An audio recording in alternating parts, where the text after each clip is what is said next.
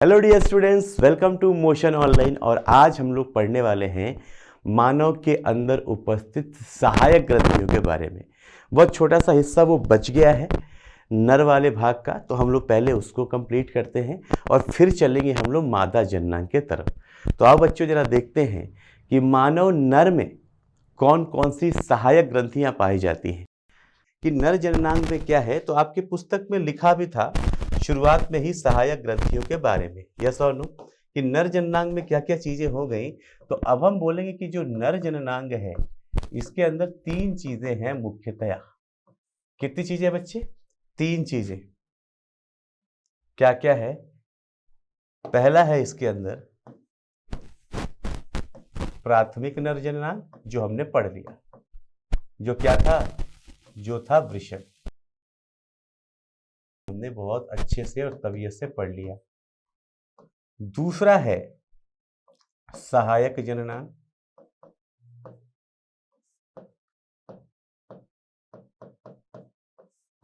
जो एसेसरी थे। और तीसरा मैं बोल रहा हूं सहायक ग्रंथियां। अब आपके दिमाग में आएगा कि सर अब तक तो नहीं बताए, अब ये ग्रंथियां अचानक से कहां पे आ गई।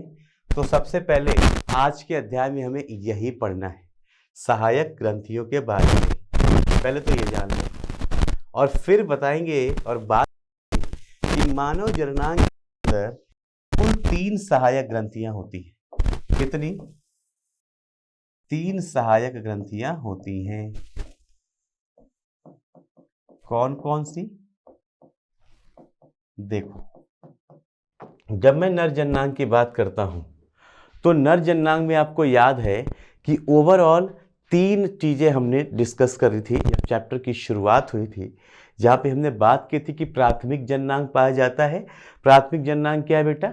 वृषण है। सहायक जननांग हमने सारी संरचना पढ़ ली, जालिका वृषण से लेके वहां से शुक्र अपवाहिका, अधिवृषण, शुक्रवाहिका, ये सारी बातें हमने कर ली। ऊपर जाके उदर के अंदर उदरी भाग में वहाँ पे कुछ ग्रंथियाँ भी पाई जाती हैं जिन्हें सहायक ग्रंथियाँ कहते हैं। जनरली ह्यूमन के अंदर 3 सहायक ग्रंथियाँ हैं। कितनी? 3 सहायक ग्रंथियाँ हैं जिनके नाम है बच्चे, पहला शुक्राशय,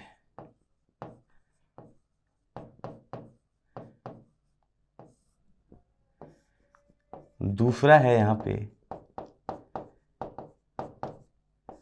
प्रोस्टेट ग्रंथि। पहला शुक्राशय, दूसरा है यहाँ पे प्रोस्टेट ग्रंथि और तीसरा है यहाँ पे कॉपर ग्लैंड।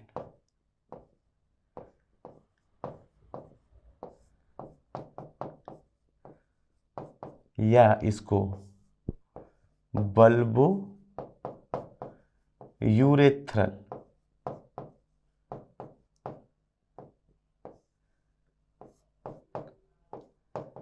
इसे बल्बो यूरेथ्रल ग्रंथि भी कहा जाता है।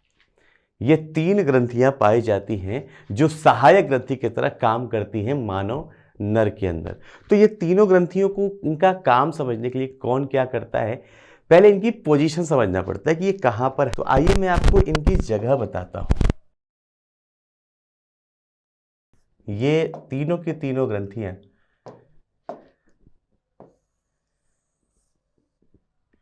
जब यहां से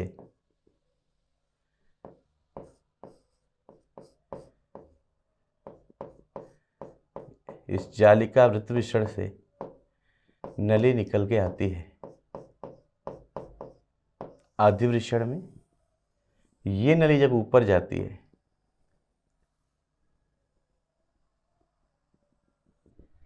ये नली जब ऊपर जाती है, एक तरफ से नहीं दोनों तरफ से होगा, ऐसा मैं एक बना रहा हूं। यहां पर है मूत्राशय,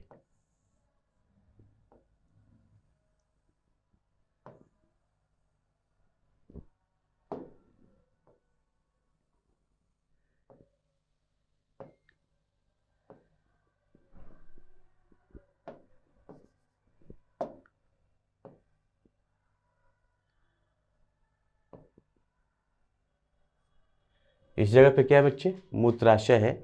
और ये हो जाता है शिशन।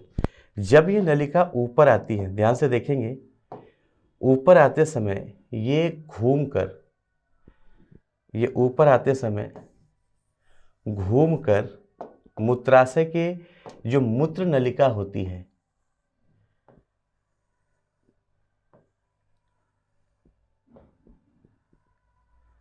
जो मूत्र नलिका होती है मूत्राशय के अंदर, उस मूत्र नलिका के ऊपर से घूमकर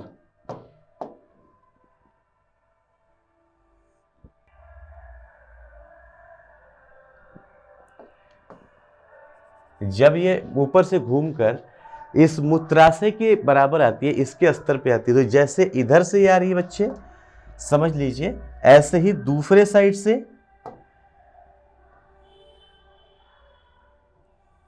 ऐसे ही यहां से दूसरे साइड से क्या हो रहा होगा, दूसरे साइड से दूसरी नलिका आ रही होगी। हमने एक ही बनाया है, हमें समझ जाना है कि हाँ ठीक है, जैसा इधर है वैसा इधर है, दूसरी साइड से दूसरी नलिका आ रही होगी।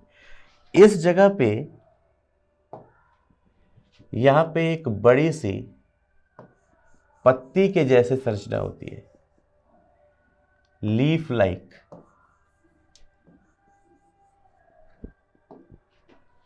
और ये जो लीफ लाइक स्ट्रक्चर होगा यहाँ पे, इस लीफ लाइक स्ट्रक्चर को हम बोलते हैं सेमाइनल वेसिकल या शुक्राशय।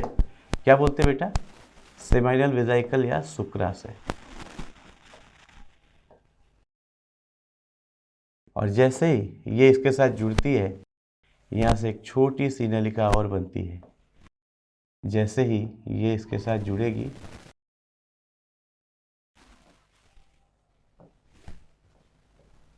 यहाँ पे एक छोटी सी नलिका और बनती है जिसे हम इजैकुलेटरी डक्ट बोलते हैं, जो डक्ट जाती है और इस पेनिस के आधारी भाग को चारों तरफ से इसने घेर रखा है, ऐसी रचना, जिसे हम बोलते हैं, इस वाले हिस्से को हम बोलते हैं प्रोस्टेट ग्रंथि। क्या बोलते हैं बेटा?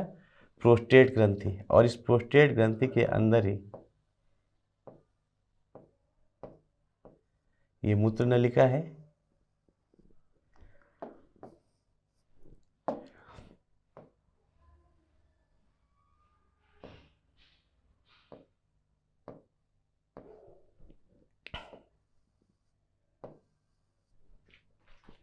इस तरीके से पूरा ये शिशन बन जाता है, नर जननांग बन जाता है। तो ये जो हिस्सा है आप देखेंगे, इस हिस्से को बच्चों आप बोलते हैं शुक्राशय।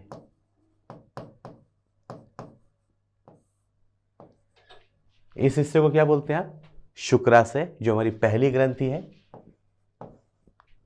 ये वाला जो हिस्सा है बच्चा, ये गोल सा, ये चैम्बर्ड ऐसे, इसको बोला जाता है प्रोस्टेट ग्लैंड।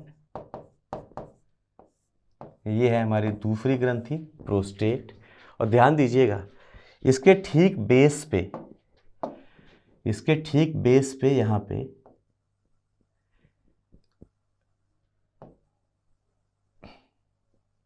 मटर के दाने जैसी, ग्रीन कलर का बना भी है, मटर के दाने जैसी छोटी छोटी दो ग्रंथियां पाई जाती हैं, एक जोड़ी ग्रंथियां यहाँ पे, जिस ग्रंथि को हम बोलते हैं कॉपर्स ग्लैंड। ये तीसरी ग्रंथि। तो मानव के अंदर टोटल 3 सहायक ग्रंथियां होती हैं। क्लियर है बच्चे संरचना से? जब आप इनको देखते हैं, अध्ययन करते हैं, तो एक एक ग्रंथि के बारे में पढ़ते हैं। जैसे सबसे पहले मैं ले रहा हूं शुक्राशय।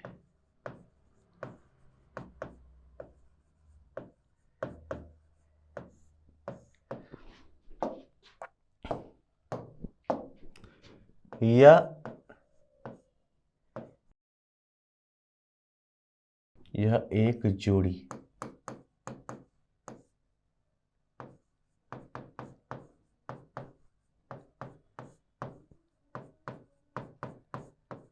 सबसे पहले क्या है, जोड़ी में पाई जाती है, पेयर ग्लैंड होती है। यह शुक्राणु को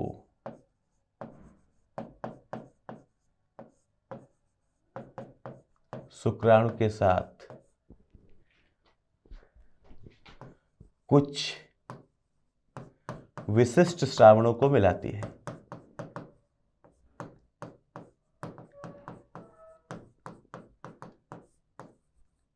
क्या कर रही है, कुछ विशिष्ट श्रावणों को मिलाती है। जैसे क्या, ध्यान देना, पहला फ्रक्टोज। बेटा मानव के अंदर, ह्यूमन के अंदर, इंसान के अंदर सिर्फ एक ही जगह है ऐसी जहां पे फ्रक्टोज पाया जाता है। कहाँ पे, उसके शुक्राणुओं के साथ उसके वीर्य के अंदर, यहां पे पाया जाता है फ्रक्टोज। क्या पाया जाता है बच्चे, फ्रक्टोज।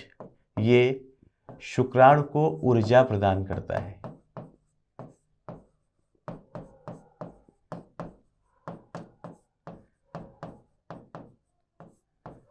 शुक्राणु को क्या करता है, ये ऊर्जा प्रदान करता है। सिर्फ मानव शरीर में एक जगह पे, यहीं पे सुक्रोज पाया जाता है।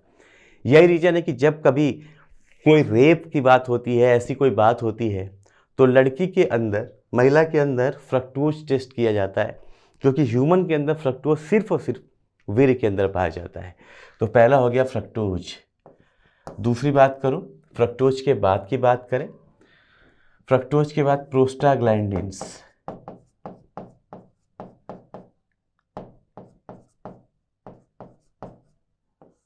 ये इंपॉर्टेंट है। यह गर्भाशय में ऐसी गति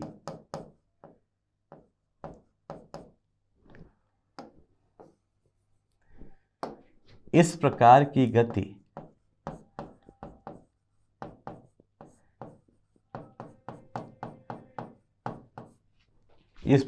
गति उत्पन्न करवाता है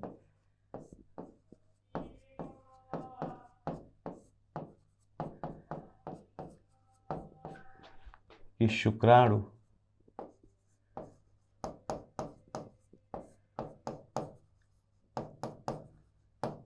गर्भाशय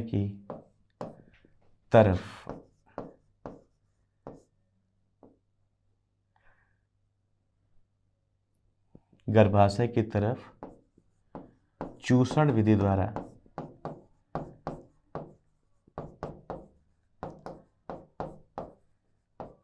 खींच लिए जाते हैं।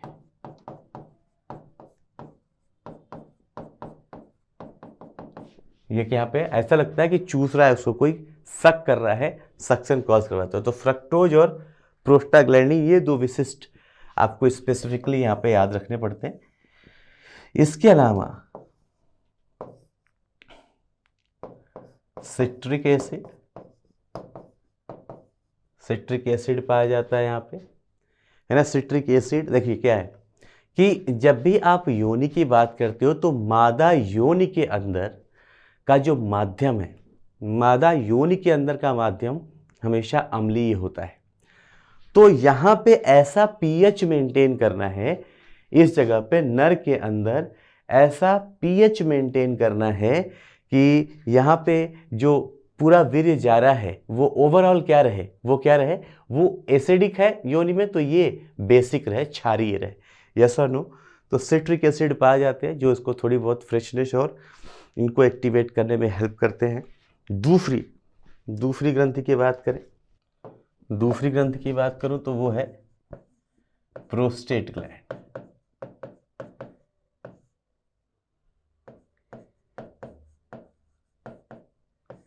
प्रोस्टेट ग्रंथि एकल ग्रंथि है।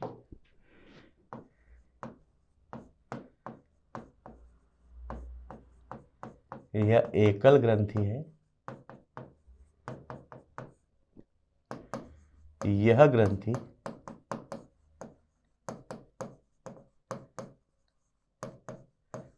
आधारीय भाग पर, यह ग्रंथि क्या कर रही है, यह ग्रंथि आधारीय भाग पर शिशन को चारों तरफ से घेर लेती है।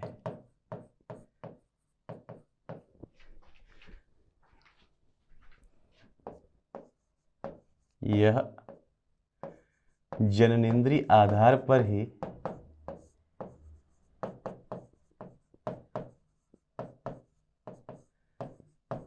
यह जननेंद्रिय के आधार पर ही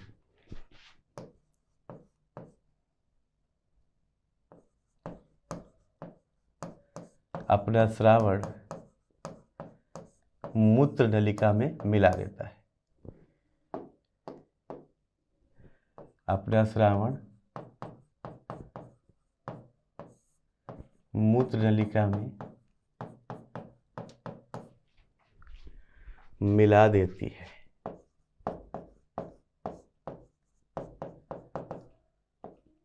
ठीक है, इसके प्रमुख स्राव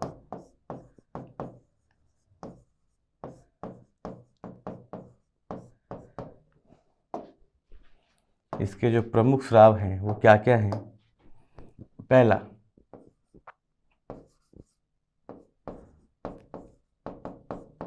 फाइब्रिन, फाइब्रिनोलाइसिन,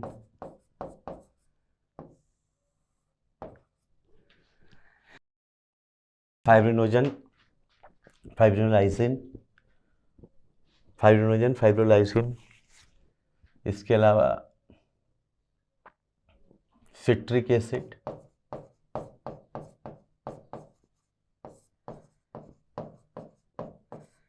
सिट्रिक अम्ल, फाइब्रिनोलाइसिन और सिट्रिक अम्ल। कुछ बेसिक से, आपको ज़्यादा आपको नहीं सीखना है, बस वो नाम याद कर लीजिए जो यहाँ पे ज़रूरी होते हैं। फाइब्रिनोलाइसिन, सिट्रिक अम्ल, कुछ कैल्शियम आयन। एक काम और करता हूँ, फाइब्रिन जो है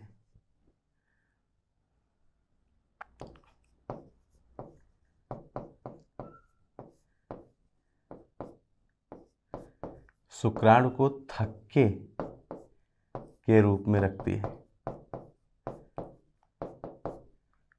एक क्लॉट बन जाता है यहाँ पे, ये थक्का खत्म करने के काम आता है।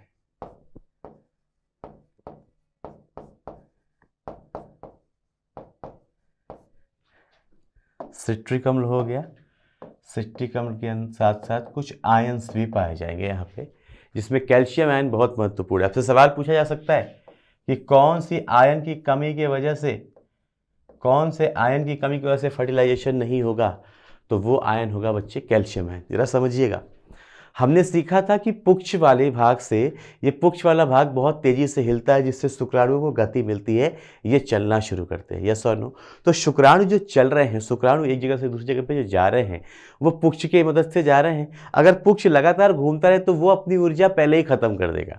इसलिए यहाँ पे जो गोल वाली ग्रंथि है जो हमने बनाया है, ये प्रोस्टेट ग्रंथि, ये गोल सी, ये डोनट शेप की या चेस्टनट शेप की होती है। ये प्रोस्टेट ग्रंथि फाइब्रिनोजन निकालती है। क्या निकालती है? फाइब्रिनोजन। फाइब्रिन नहीं, फाइब्रिनोजन बेटा, फाइब्रिनोजन बनाएगा फाइब्रिन। फाइब्रिनोजन एंजाइम बनाती है।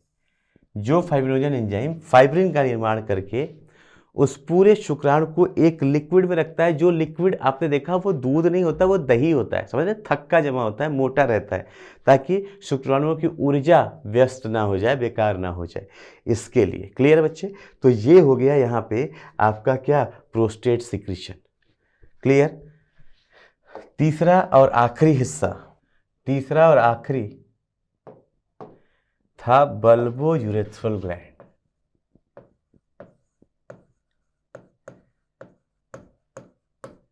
काउपर्सिया बल्बो यूरेथ्रल ग्रंथि। बल्बो यूरेथ्रल ग्रंथि ये क्या है? ये भी एक जोड़ी में होती है।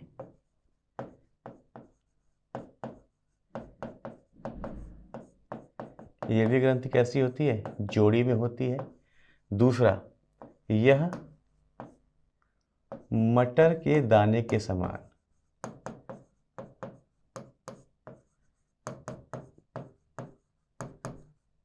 एक छोटी सी ग्रंथि है।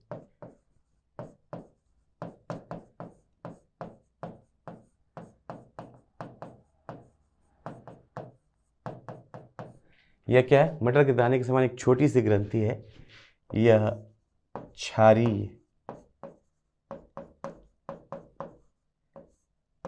पारदर्शी चिपचिपा पदार्थ स्रावित करती है।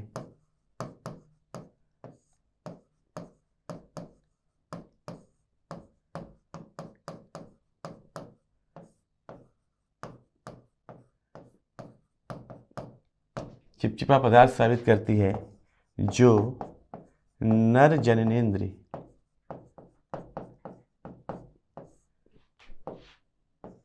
की सुगमता से मादा योनि में प्रवेश को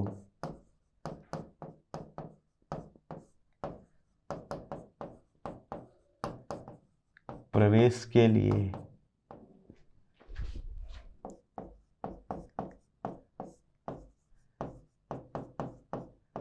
घर्षण रहित वातावरण बनाता है।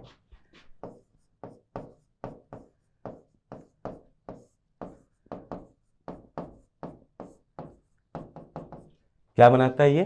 घर्षण रहित, ताकि यहाँ पे कोई फ्रिक्शन न हो। इतनी चीजें ये तीनों ग्रंथियों से जब निकलेगा तो इन तीनों ग्रंथियों के साथ मिलने के बाद शुक्राणु, अब आप समझेंगे। देखिए जरा यहां से, इसने अपना सिक्रीशन दिया यहां से, स्पर्म यहां से आ ही रहे हैं, स्पर्म यहां से आ रहे हैं, इस नलिका से क्या है बच्चे? स्पर्म आए नीचे से, और यहां से आ गया सेमिनल वेजाइकल का सिक्रीशन, जिसे सेमिनल प्लाज्म बोलते हैं। ये यहाँ से आया, ये यहाँ से आया, ये आके मिलते हैं इसमें, इसमें से फिर इसका सिक्रीशन, इस गोल वाले प्रोस्टेट का सिक्रीशन मिला, वो आया, फिर यहाँ पे मूत्राशय के अंदर इसका ऊपर का सिक्रीशन मिला। वीर्य अकेले नहीं जा, सॉरी स्पर्म अकेले नहीं जा रहा, शुक्राणु, शुक्राणु के साथ ये तीन सिक्रीशन भी जा रहे, जिन्हें संयुक्त रूप से वीर्य कहा जाता है। जिन्हें संयुक्त रूप से क्या कहा जाता है बच्चे? वीर्य कहा जाता है। जरा देखिए, वीर्य,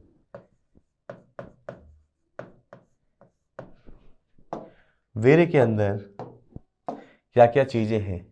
वीर्य के अंदर जनरली 10% है शुक्राणु, 10% शुक्राणु है,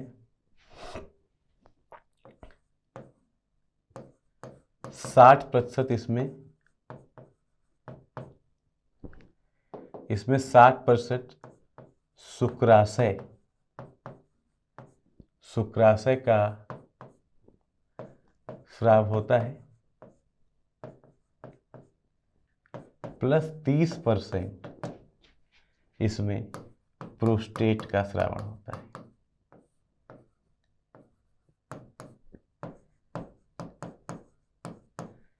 और ये तीनों के तीनों श्रावण एक साथ जब मिलते हैं तब जाके बनता है वीर्य। जब ये तीनों के तीनों मिलते हैं ना बच्चे, तब जाके क्या बनता है? वीर्य बनता है। समझ में आया? मानव एक स्खलन में, जब भी ह्यूमन मैथुन करता है तो मैथुन के समय मानव यही वीर्य मादा के योनि वाले हिस्से में डालता है ना। तो मानव एक स्खलन में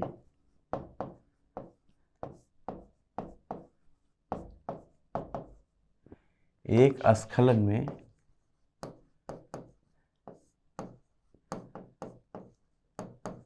2.5 ml से 3 ml वीर्य स्खलित करता है, निकालता है। कितना? 2.5 ml से 3 ml का वीर्य क्या करता है? ये स्खलित करता है, जो नहीं, जिसके अंदर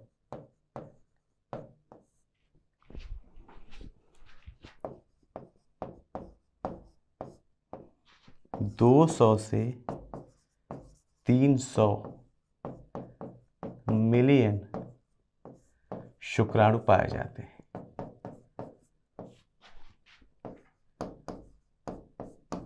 कितने? 200 से 300 मिलियन शुक्राणु पाए जाते हैं। या आप इसको बोल सकते हो, या तो ये डेटा याद रख लो, या आप इसे बोल सकते हो 20 से 30 करोड़, ये भी बोल सकते हो। 20 से 30 करोड़ शुक्राणु पाए जाते हैं एक बार में, जब वो 2.5 से 3 ml का वीर्य स्खलन करता है तब। क्लियर है बच्चे? इनमें से भी, इस पे भी समझना है,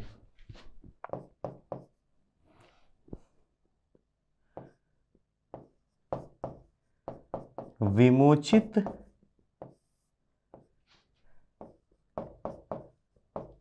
वीर्य में, विमोचित वीर्य के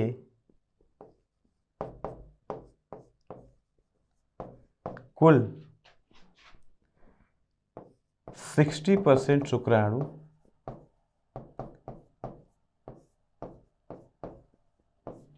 एक जैसे व निषेचन योग्य होते हैं।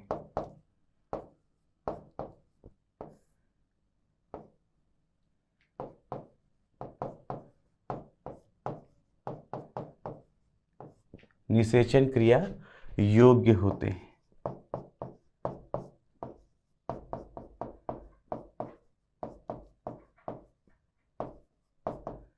जिसमें से 40% में क्या हो रहा है, जिसमें से 40% में अति गतिशीलता पाई जाती है। क्या पाई जाती है बेटा? अति गतिशीलता पाई जाती है। और ये जब जाएंगे फीमेल के अंदर, मादा के अंदर, तो इस प्रक्रिया को हम बोलते हैं वीर्यसेचन। वीर्यसेचन के द्वारा ये मादा के अंदर चले जाएंगे। लेकिन वीर्यसेचन की क्रिया के लिए, वीर्यसेचन की क्रिया के लिए इन्हें लेके जाता कौन है? इन्हें लेके जाता है पेनिस। यही तो लेके जाता है। अगर पेनिस को हम काट के देखें कि कैसे, पेनिस हमें पता है कि श्रिशन सामान्य अवस्था में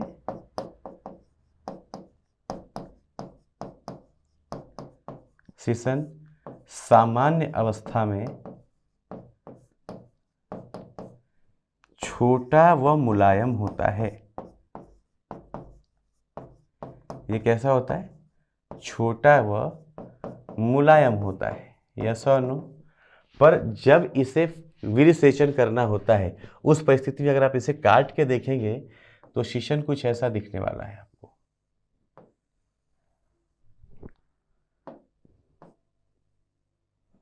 कुछ ऐसा सा, जिसमें यहां पे एक पाइप है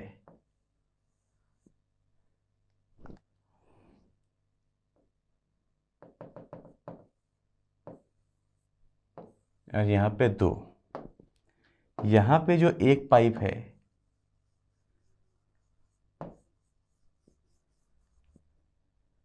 इस पाइप को हम बोलते हैं कॉर्पस स्पॉन्जियोसम।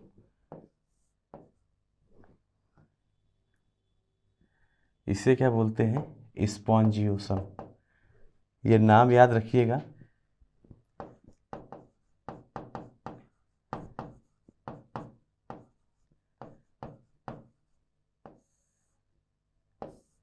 ये स्पॉन्जियोसम जो है वो बिल्कुल यहां तक आता है।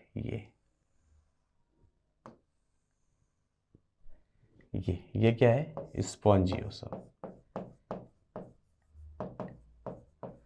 ये आपके है नहीं, पुस्तक में फिर भी बता दे रहा हूं ताकि आपको समझ में आ जाए। और इसके साथ साथ 2 नलिकाएं और हैं जो सिर्फ ये जहां तक उठा हुआ भाग है यहां तक आती है,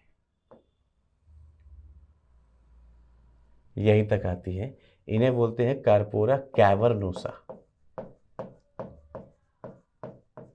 क्या होती है ये? कैवर्नोसा। तो यहां पे बेटा ये जो है ना, ये है कैवर्नोसा।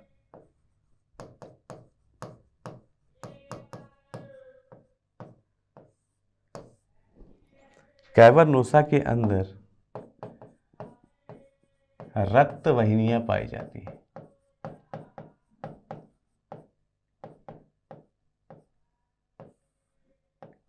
क्या पाई जाती हैं? रक्तवाहिनियाँ। और यहाँ पे मैथुन के समय कैवर्नोसा के अंदर रक्त का स्राव बढ़ जाता है, जिसकी वजह से सामान्य अवस्था में तो ऐसा होता है, पर मैथुन के समय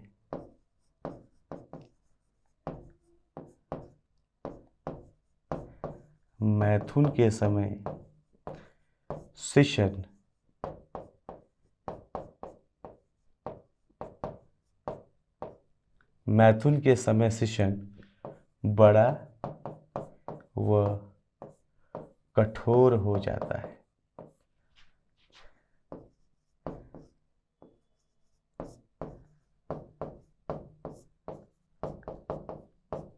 क्या हो जाता है बच्चे? बड़ा व कठोर हो जाता है। तो ये बड़ा व कठोर होकर ये गहराई में विरिसेचन कर देता है। विरिसेचन करने के पश्चात निषेचन कैसे होता है मादा के अंदर, ये जानने के लिए हमें पढ़ना पड़ेगा मादा की संरचना। तो बेटा हमने नर की कार्य संरचना पढ़ ली और नर के अंदर जितने भी उसके सहायक अंग, सहायक ग्रंथियां थी, सबकी कहानी पढ़ ली। अब हमें पढ़ना है मादा की कहानी, और मादा की कहानी समझने के बाद हम समझ पाएंगे कि वहां पे निषेचन की प्रक्रिया कैसे संपन्न होती है। तो आज के लिए इतना ही बच्चे, मिलते हैं अगले लेक्चर में, फिर करेंगे आगे की बात। Till then, God bless, take care, have fun. आशा करता हूं हमारे टॉप एजुकेटर का यह लेक्चर आपको पसंद आया होगा। अगर पसंद आया है तो वीडियो को लाइक करिए, चैनल को सब्सक्राइब करिए और शेयर भी करिए, क्योंकि ज्ञान बांटने से बढ़ता है और सही बताऊं तो पुण्य भी मिलता है। मुझे सुनने के लिए बहुत बहुत धन्यवाद। Thank you.